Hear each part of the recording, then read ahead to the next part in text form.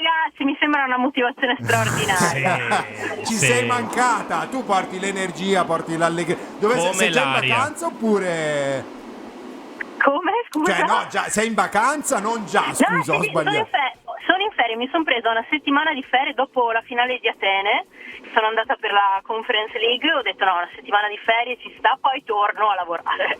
Brava, avevo bisogno di un cuscinetto tra la fine della stagione e il resto. Allora ti chiediamo perdono per esserti venuta a rompere sotto l'ombrellone. Ci mancherebbe. No, guarda, sono a Milano, sono nel mezzo del traffico di Milano, quindi meno male che ci siamo. Ok. Bella vacanzina milanese, Fede. Rilassante nel traffico. Esatto.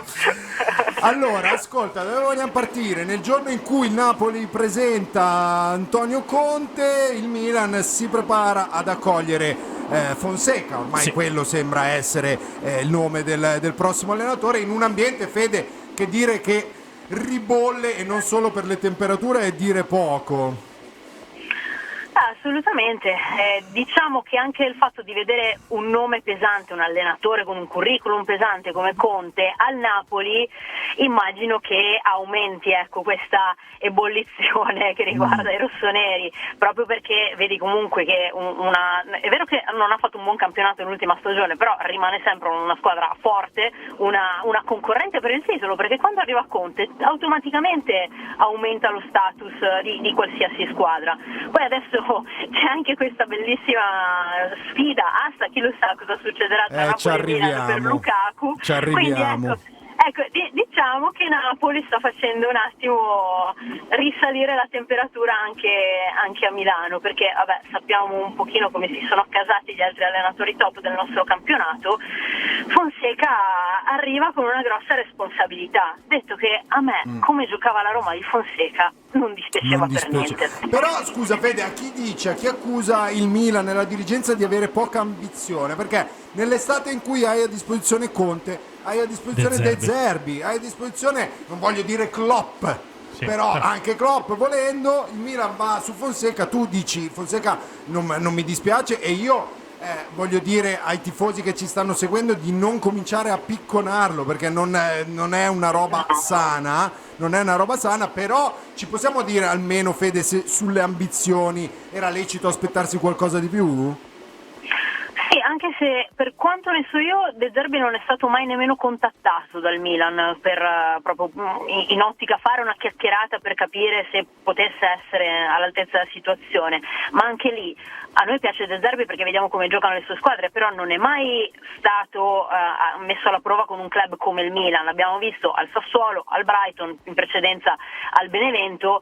È vero che c'è in qualche modo cresciuto, quindi sa com'è l'ambiente e tutto, però ecco, anche lì stiamo andando un pochino per suggestione e non tanto per fatti concreti. Conte è un altro paio di maniche, è tutto un altro discorso.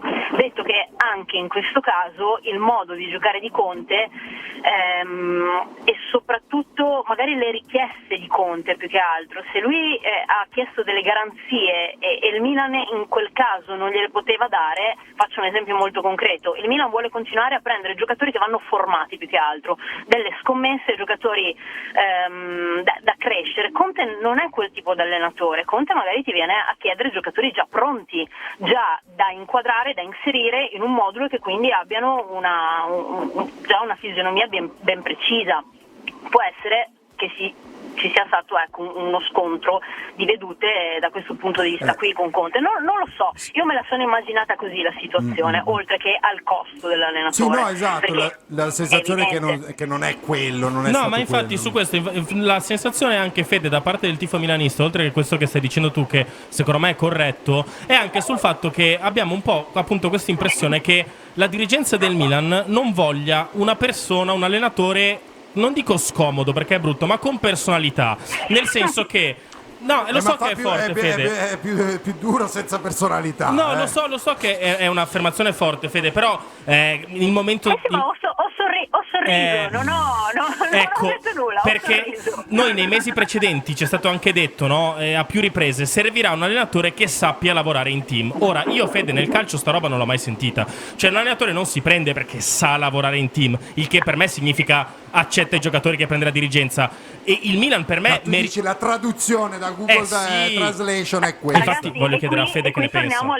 E qui torniamo al discorso di Conte. Conte non è uno che ti dice ok, lavoriamo in team, prendete quello che volete, tanto ci penso io a plasmarlo. Conte mette voce sul mercato che va fatto, quindi oltre proprio al costo economico di un'operazione come portare Conte al Milan, c'è anche il modo di lavorare che poi lui dovrebbe accettare, e qui non lo so. Quello che stai dicendo tu è interessante. Io non credo che Pioli avesse poca personalità, ad esempio. Sicuramente, come Allegri, è un profilo Allegri fino agli ultimi giorni di Allegri alla Juve, perché poi anche lui ha smesso di essere estremamente aziendalista come spesso è stato. Però dico, sono figure, ecco, non di rottura, non alla Mourinho che se qualcosa non va bene prende a picconate anche la dirigenza. Questo sì, questo te ne do atto. Detto che quel famoso comunicato che è stampato in tante teste dopo l'addio di Maldini, ossia ci sarà un team composto da Moncada, da Forlani e poi in collaborazione d'Ottavio, poi il direttore sportivo, in collaborazione con il coach. Ecco, questo comunicato era un po' il manifesto programmatico di come dovrà lavorare da qui in poi l'allenatore del Milan. Detto che io non ho ancora ben capito in come si inserisce in tutto ciò Zlatan Ibrahimovic. Brava, l'altra domanda che ti volevo fare è: ma secondo te ci sarà Zlatan Ibrahimovic al momento della presentazione di Fonseca? Perché quello sarà un momento abbastanza topico, no Fede? Non so se sei d'accordo, proprio perché Milan deve dare protezione al prossimo allenatore visto l'ambiente in cui sta arrivando. Questa è una bella domanda, nel senso che sappiamo che non è inquadrato nell'organigramma del Milan, è una figura Red Bird prestata al Milan e sappiamo tutti per quali motivazioni. Però era in campo con Giroud, sì, Pioli, eccetera. Sì, ma credo che anche dopo a mio modo di vedere, lo scivolone, ecco, della vigilia del derby, di non aver visto nessuna figura di rappresentanza del Milan accanto a Pioli, alla vigilia di un derby che sappiamo come è andato, ma era prevedibilissimo, insomma, che potesse essere una giornata di tensione. Lì l'assenza ha pesato tanto. Io non credo che il Milan cadrà di nuovo in questo errore, quindi la presentazione del nuovo allenatore sarebbe opportuno secondo il mio punto di vista, e ovviamente non so la comunicazione del Milan come ragionerà, che ci sia tutta la dirigenza, compreso Zlatan Ibrahimovic, attorno per legittimare un allenatore che comunque non arriva portato sugli allori dei tifosi, quindi sarebbe anche importante proprio come immagine far vedere una coesione, una scelta condivisa da tutti, perché se già iniziano le prime voci, i primi rumor su però Ibra non lo voleva, Ibra non c'è perché magari non lo voleva, faccio un esempio, sarebbe deleterio per tutti, perché poi se verrà scelto Fonseca deve essere sostenuto da tutti a quel punto, tifosi compresi. Anche te il tema della comunicazione sarebbe carino, però sì. Prima ti voglio domandare di Lukaku, visto che prima hai fatto riferimento al giocatore belga. Secondo te è un attaccante che può adattarsi poi anche a quello che è la proposta di gioco di Mister Fonseca? Ci credi o è l'ennesimo nome? Anche perché tutti gli altri iniziano a cadere come birilli, perché l'Arsenal, perché Paris Saint-Germain, insomma le altre squadre ferme non stanno.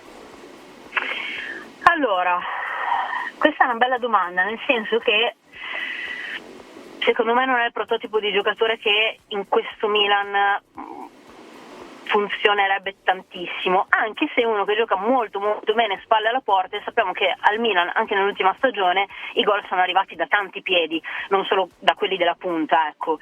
Però l'ho anche visto alla fine della passata stagione veramente cotto, detto che alla Roma doveva giocare solo lui, il Milan non deve anche qui fare lo stesso errore di pensare che con Lukaku risolve il problema, come con Giroud l'anno scorso, una punta sola non basta.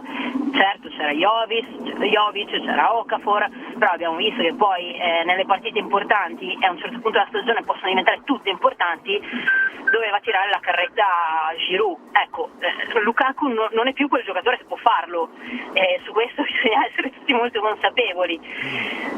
Al Napoli oggettivamente lo vedrei meglio. Se devo proprio guardare le cose dall'alto senza immedesimarmi nei tifosi rossoneri, al Napoli lo vedrei meglio. Ma però anche per Conte, perché poi alla fine gli stimoli, in particolare Lukaku mi sembra uno di quei giocatori che ha molto bisogno dello stimolo, no? Per poter rendere al massimo. E di una fiducia estrema anche, di una fiducia estrema da parte dell'allenatore, da parte dell'ambiente. Lo diceva spesso Mourinho questa cosa, che dal punto di vista psicologico Lukaku andava coccolato, ecco. Sì, Fede, ti faccio l'ultima. Sei d'accordo con me nel momento in cui penso che il Milan abbia avuto quest'anno e l'anno dopo dello scudetto 2 occasioni di fare quasi il vuoto in Serie A, e te la dico forte anche stavolta, prendendo 2 anni fa, facendo un mercato sicuramente diverso, e quest'anno andandosi a prendere un profilo come Antonio Conte, il Milan e non il Napoli. Non avevi anche tu la sensazione che il Milan con Conte potesse veramente, ripeto, creare il vuoto forse è troppo, ma puntare forte allo scudetto, cosa che adesso il Milan sembra non voler fare? Questa sicuramente è una bella domanda, una bella riflessione. Detto che Conte da solo forse è un po' poco, no, per pensare di poter tornare a vincere lo scudetto, però dava un segnale anche a tutte le altre di ambizioni rinnovate e ai giocatori stessi, perché sappiamo insomma che ci sono alcuni giocatori che stanno pagando dal punto di vista proprio emotivo alcune scelte delle ultime stagioni. Io penso sempre ai giocatori che un pochino orfani di Paolo Maldini lo sono, nel senso che alcuni hanno bisogno anche durante la settimana di essere lavorati, che ne so, un Maignan, Teo Hernandez, Fede. Sì, è un giocatore che dopo un errore, Maignan, lo soffre tanto, quindi serve un campione che vada lì e lo scuota in qualche modo. Teo Hernandez, che era legatissimo, lo stesso Leao, insomma, non ha nascosto il legame che aveva con Maldini. Quindi ecco, quel tipo di giocatore, di allenatore poteva sopperire anche a quell'assenza lì, uno che ti sprona durante gli allenamenti H24, sappiamo tutti quello che dicono i giocatori passati per le mani di Conte. Sì, dal punto di vista anche proprio dell'immagine, della sensazione che davi agli altri club di ambizioni rinnovate, sì, è vero, però abbiamo visto che probabilmente in pochissimi si sarebbero aspettati una semifinale di Champions League e uno scudetto con Pioli, quindi deve essere tutto il Milan, dalla testa fino all'ultimo dei magazzinieri, a remare nella stessa direzione, perché altrimenti non si va da nessuna parte. Invece con un allenatore magari non top di gamma, però remando tutti insieme, i risultati questo Milan ha dimostrato di poterli raggiungere. Speriamo, perché ce lo meritiamo. Fede, ti auguriamo buona giornata, ma anche buone vacanze, visto che hai questa settimana davanti, e ti abbracciamo. Goditela. Ciao Fede, grazie. Grazie ragazzi, un abbraccio a tutti voi. Ciao, ci sentiamo presto. Allora.